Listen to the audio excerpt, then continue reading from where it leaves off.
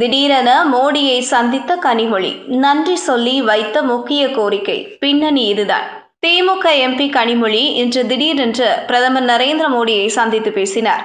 அப்போது பிரதமர் மோடிக்கு கனிமொழி எம்பி நன்றி தெரிவித்தார். இந்த சந்திப்பின் பின்னணி பற்றிய தகவல் வெளியாகியுள்ளது. டெல்லியில் நாடாளுமன்ற மழைக்கால கூட்டத்தொடர் நடந்து வருகிறது. இதனால் தூத்துக்குடி எம்பி கனிமொழி டெல்லியில் உள்ளார். இந்த நிலையில்தான் இன்று திடீரென்று அவர் பிரதமர் மோடியை சந்தித்து பேசினார்.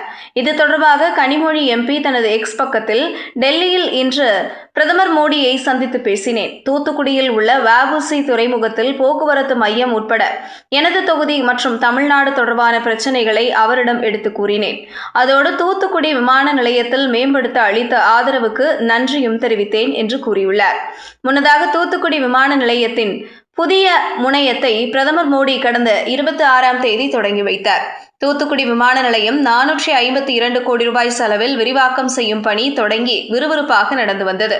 3115 மீட்டர் நீளம் கொண்ட விமான ஓடுதளம், இரவு நேரத்தில் விமானம் தரையிறங்குவதற்கான வசதிகள், ஒரே நேரத்தில் 5 A321 ரக விமானங்களை நிறுத்தி வைக்கக்கூடிய வசதிகள் கொண்டுவரப்பட்டன.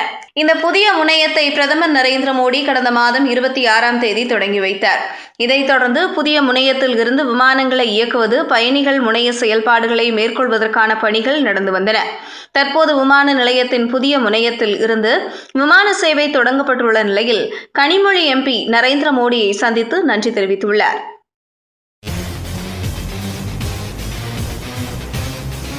செய்திகளை உடனுக்குடனும் துல்லியமாகவும் தெரிந்து கொள்ள News 10 தமிழ் சேனலை பின்தொடருங்கள்.